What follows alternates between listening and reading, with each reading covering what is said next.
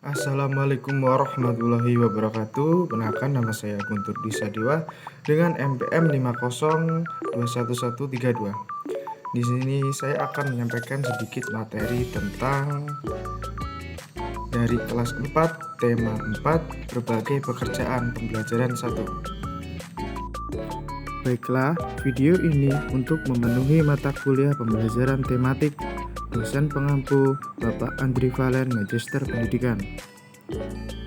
Baiklah adik-adik kelas 4, di sini kita akan membahas subtema 3, pekerjaan orang tua, pembelajaran 1. Pendapat pribadi tentang cerita dalam dongeng. Sebelum memberi pendapat, kita perlu membaca dongeng dengan cermat. Terdapat beberapa hal yang perlu kita perhatikan, di antaranya yang pertama adalah tokoh, yang kedua adalah alur, dan yang terakhir adalah pesan moral.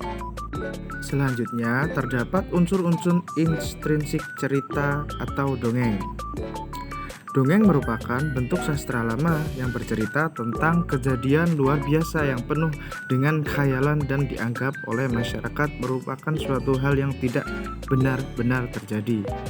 Dongeng merupakan cerita tradisional yang disampaikan secara turun-temurun untuk menyampaikan ajaran moral dan juga menghibur. Selanjutnya adalah jenis-jenis dongeng. Yang pertama adalah fabel. Fabel adalah cerita tentang kehidupan binatang, contohnya kancil dan buaya sebagai pemerannya. Yang kedua adalah legenda. Legenda adalah cerita yang mengisahkan tentang asal-usul terbentuknya suatu tempat, seperti contohnya asal-usul Gunung Tangkuban Perahu. Yang ketiga adalah mite.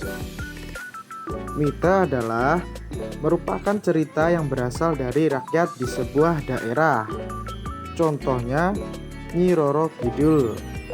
Yang keempat adalah sage. Sage adalah kisah yang menceritakan kehebatan atau kepahlawanan seorang, misalnya contohnya kisah Jaka Tingkir. Dan yang terakhir adalah parabel. Parabel adalah cerita yang mengandung nilai-nilai pendidikan, contohnya Malin Kundang dari Sumatera.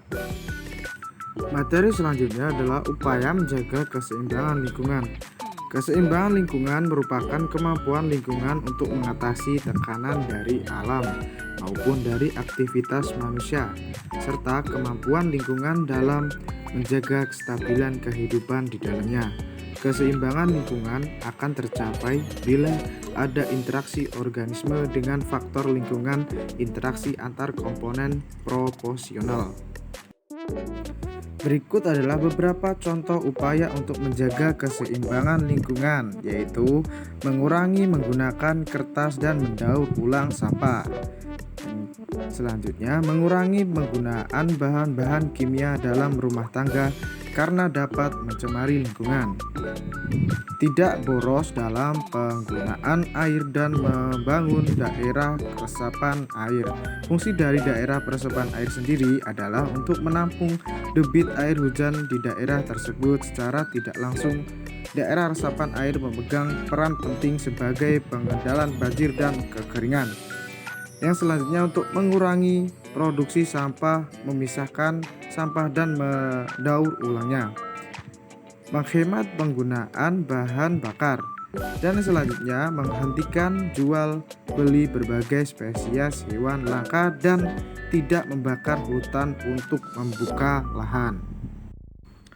Hal terpenting yang perlu dilakukan dalam rangka menjaga keseimbangan lingkungan adalah upaya pelestarian hutan dengan cara reboisasi, tidak melakukan penebangan hutan secara acak dan menghentikan penebangan secara liar.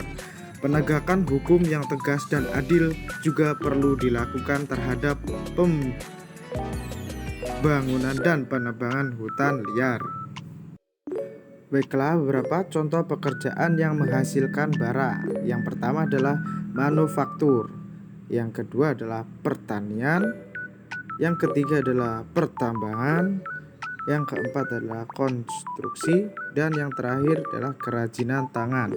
Bisa dilihat sebagai berikut dengan berbagai contoh-contoh pekerjaan lainnya. Dan yang terakhir, pekerjaan yang menghasilkan jasa. Yang pertama adalah layanan kesehatan, seperti dokter, perawat, dan ahli medis lainnya. Yang kedua adalah pendidikan guru, seperti dosen, instruktur, guru pendidikan kepada siswa atau mahasiswanya. Yang ketiga adalah transportasi, seperti supir, pilot, dan pengemudi truk dan lain-lain. Dan yang keempat adalah keuangan, seperti bank, akuntan, dan penasihat keuangan perusahaan. Dan yang terakhir adalah pariwisata atau pemandu wisata. Demikian materi yang dapat saya sampaikan. Jika ada kata yang salah, saya mohon maaf. Kepada Allah saya mohon ampun. Saya akhiri. Wassalamualaikum warahmatullahi wabarakatuh.